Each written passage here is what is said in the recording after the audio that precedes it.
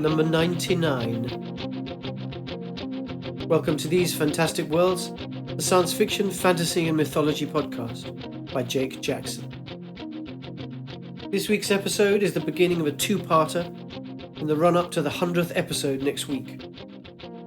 In a world that's turned against itself and destroyed all thinking machines, Karima discovers an abandoned robot and is followed in the dark.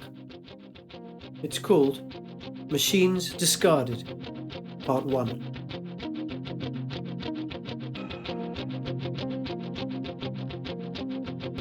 Today she discovered a discarded metal creature.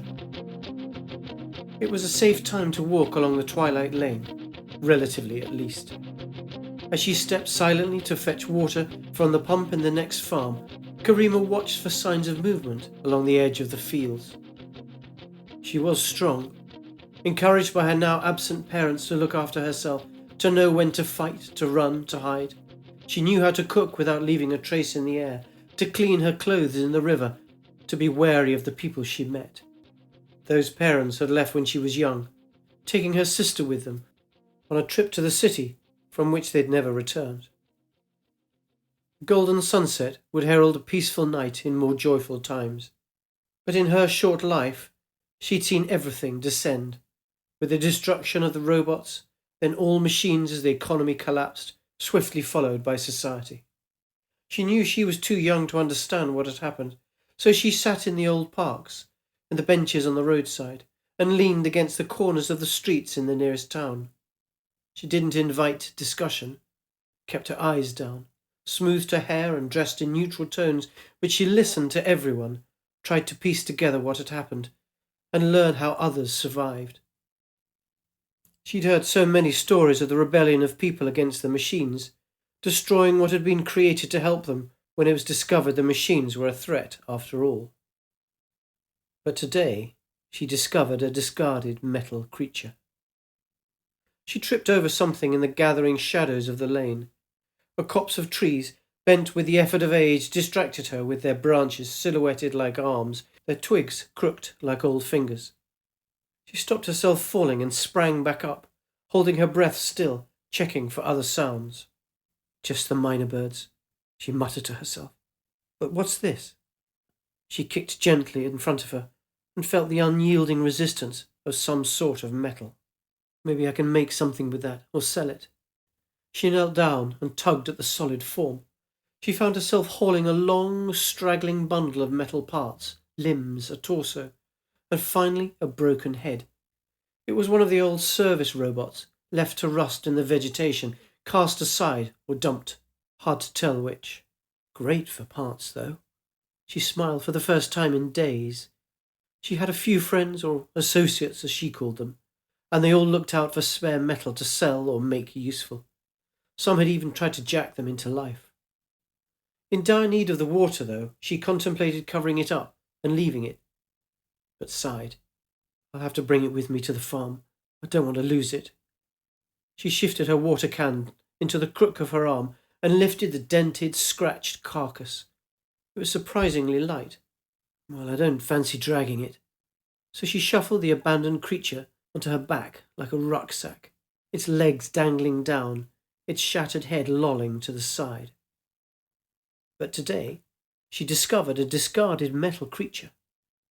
With the sun now disappeared, she reached the farm and felt strangely comforted by the presence of her broken companion. She strode up the winding path to the farm, quietly opening the cap from her can. Everyone from the local area used this well, the only one for miles guaranteed not to be poisoned for now. Often she had to wait, noting others hesitating by the corners of the farm buildings or peering out from the depths of the haylofts. But tonight there seemed to be no one else. She shrugged her companion further up on her back and headed for the well. It took only a few minutes to fill the can from the noisy tap, its old plumbing complaining noisily throughout. Usually, this was when she was most anxious, for the noise could be heard for miles around. But it was so familiar, like the birds and the winds, it seemed natural to everyone else but the one close by. She replaced the cap and stood up. the silence amplified by the lack of noise from the pump. She was sure that someone else was here now, probably waiting for her to leave, but certainly watching. She shunted off, heaving the water and her metal companion, weaving down the path back to her home just a few miles down the lane. She knew the route well enough. She could almost close her eyes, but the feathered light of the moon, struggling to peer through the sulphurous skies, contrived to help. As she reached the path to her home, with its white painted panels a clarion call from the distance, she was sure she'd been followed. But today, she discovered a discarded metal creature. She pushed open her front door and allowed the can of water to drop. Weariness overcoming her, she headed for the other side of the main room and tipped her companion onto the table. "Ah," she breathed heavily. "I hope you're worth the effort." She regarded the jumble of metal rods and plates which were joined by a series of small steel pipes and a tangle of nodes. She saw the head had been partially blown off, with no face, just the command core left, some shielding plates hanging out of place. There were plenty of parts she could repurpose, and whatever she couldn't, she could trade at the market. You'll keep me going for weeks. I should name you. Lindyway, maybe. Long awaited." But she shook her head. How could she name something she would dismantle over the next few days? She turned away and reached for the back door to turn on the generator. She stopped. There was a different quality to the sound in the air outside. She waited for a moment, but felt nothing more, and stepped out cautiously. Soon the generator, covered in baffles to reduce the noise, settled into a satisfying purr. Karima knew to be thankful these old-fashioned machines had survived the cull of the robots, because they didn't need a microchip to function.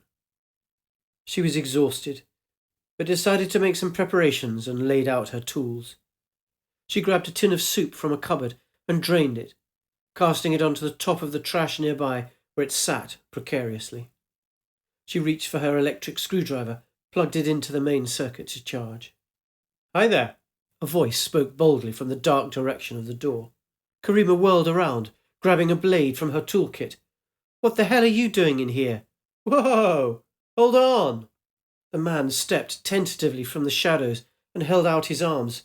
A small pistol in his right hand was face down.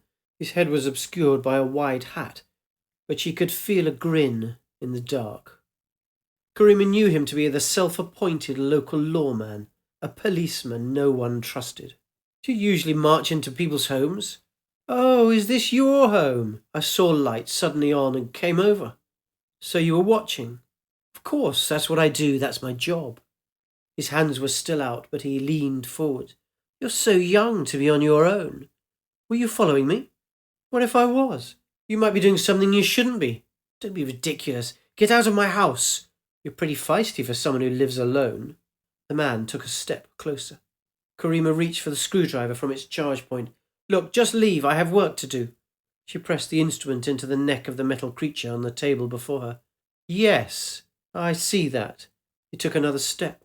Karima might have been frightened, but today she discovered a discarded metal creature, and the tiny charge in her screwdriver kick-started a reaction in the command core. Red lights pulsed at the top of what should have been the head, and suddenly a white light burst across the blank wall opposite, projecting erratic scenes of life, with people and robots fighting in the air. "Oh my God! What is that?" Karima shouted. "Turn it off!"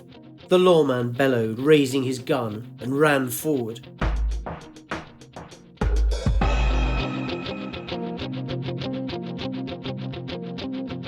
Thank you for listening. So next week, the 100th episode, who is the lawman? Is the white light a hologram or video?